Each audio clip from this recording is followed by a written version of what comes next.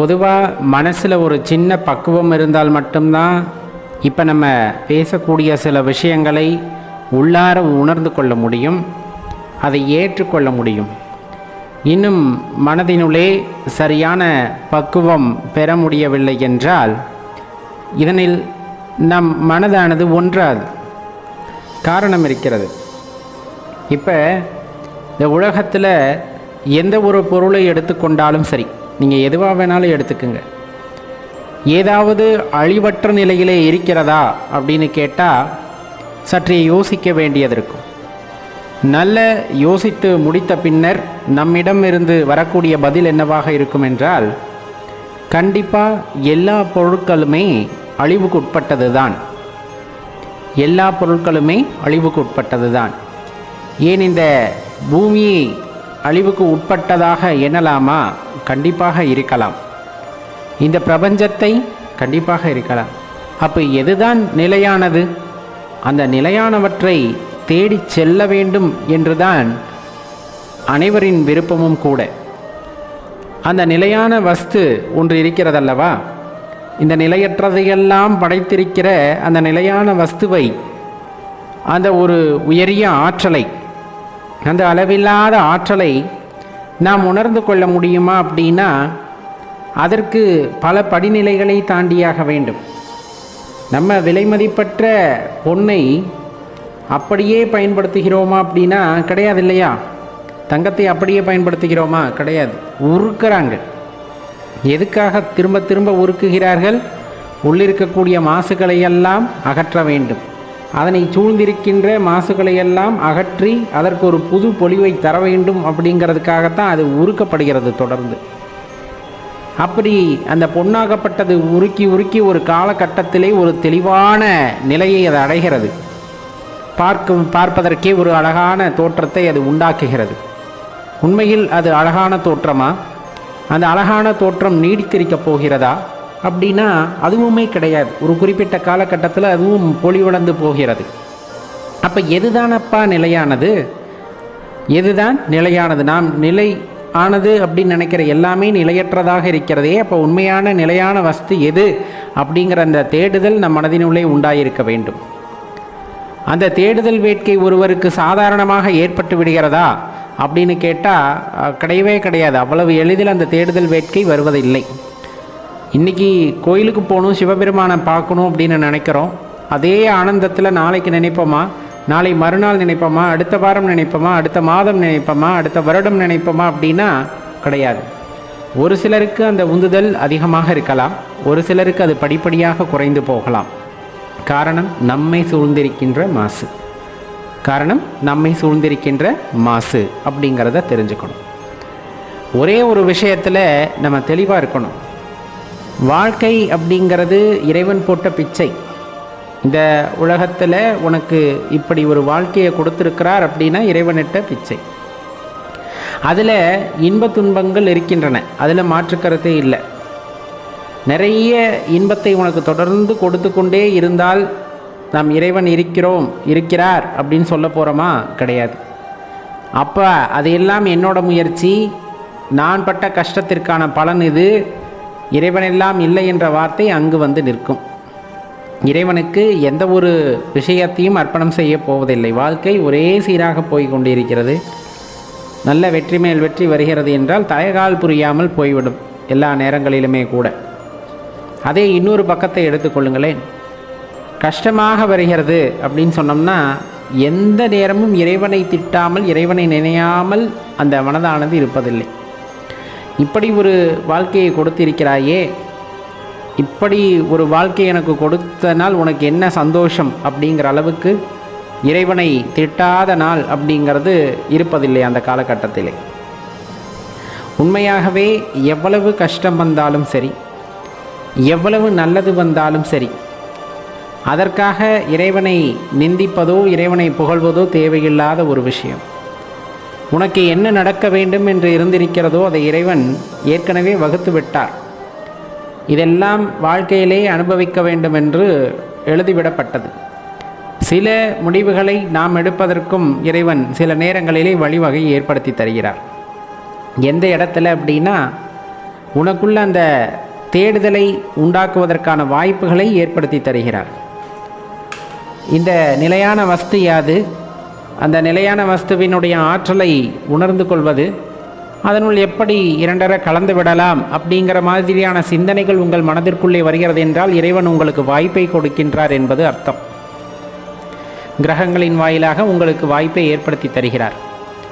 அந்த வாய்ப்பை சரியாக பயன்படுத்தி கொண்டோமேயானால் எப்படி இறைவனை தேட ஆரம்பிக்கின்றோம், இறைவனை உணர முற்படுகின்றோம் அப்படிங்கும்போது வாழ்க்கையே வேறு மாதிரி மாறுது. அந்த வாழ்க்கை அற்புதமான வாழ்க்கையாக மாறிவிடுகிறது. மாறாக நாம் ஒரு சிறு குழப்பத்திலே இருக்கின்றோம். நம்மால் நிலையான அந்த வஸ்துவை உணர்வதற்கான மனம் இல்லாமல் போகிறது. எந்த நேரத்திலும் ஒரு குழப்ப நிலையிலே இருக்கின்றோம் அப்படிங்கும்போது அந்த வாழ்க்கையானது வீணாகத்தான் போகின்றது. இன்னும் எத்தனை ஜென்மங்கள் எடுக்கப் போகின்றோமோ அது இறைவனுக்குத்தான் வெளிச்சம். ஏன்னா கொடுத்த வாய்ப்பை நாம் சரியாக பயன்படுத்திக்கலை.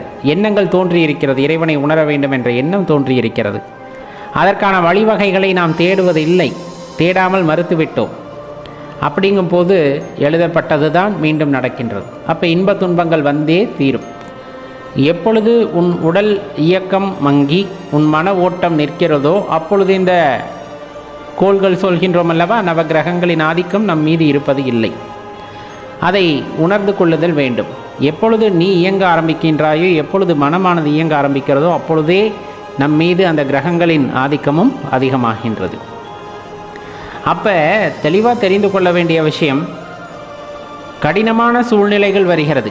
வாழ்க்கையில் என்ன வருது? கடினமான சூழ்நிலைகள் வருகிறது. யாருக்கு வராமல் இருக்குது? அப்போ அந்த சூழ்நிலைகளை நாம் எவ்வாறு எதிர்கொள்ள வேண்டும் அப்படிங்கிற அந்த பக்குவமும் நமக்கு கண்டிப்பாக தேவைப்படும்.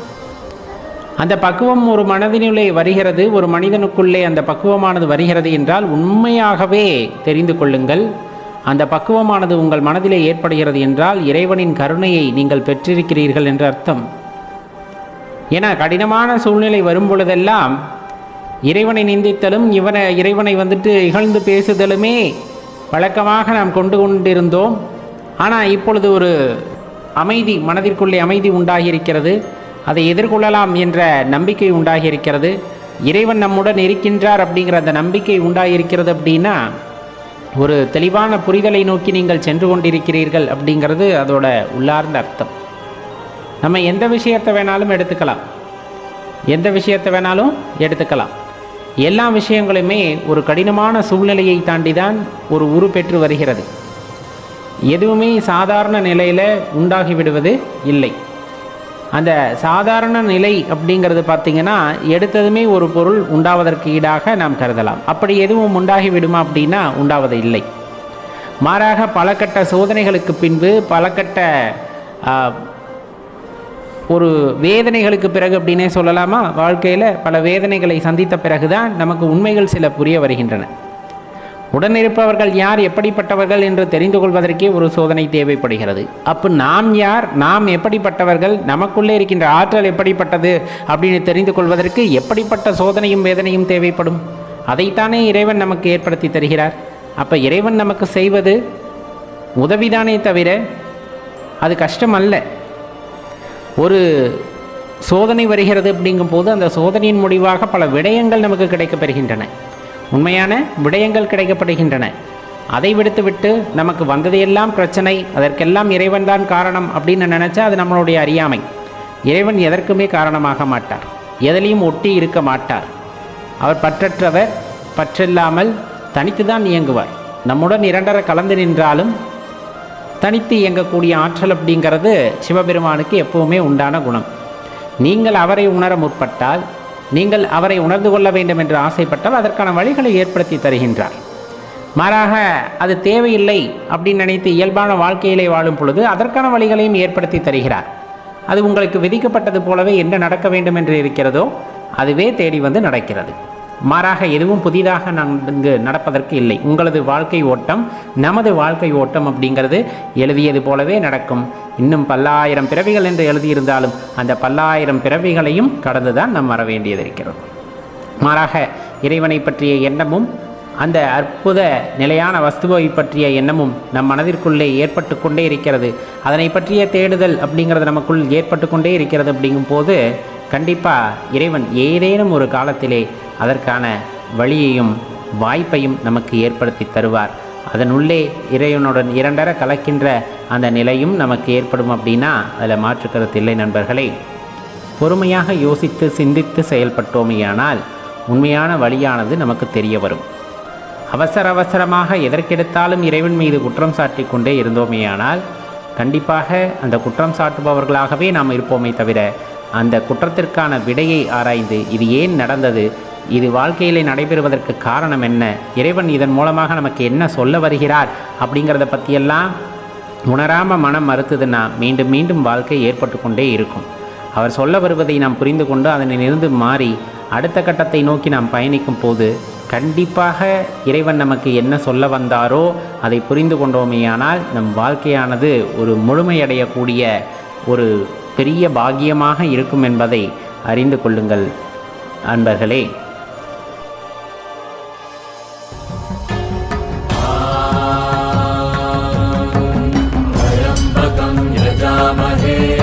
सुगन्धिं पुष्टिवर्धनम् पूर्वारुकमिव बन्धनम्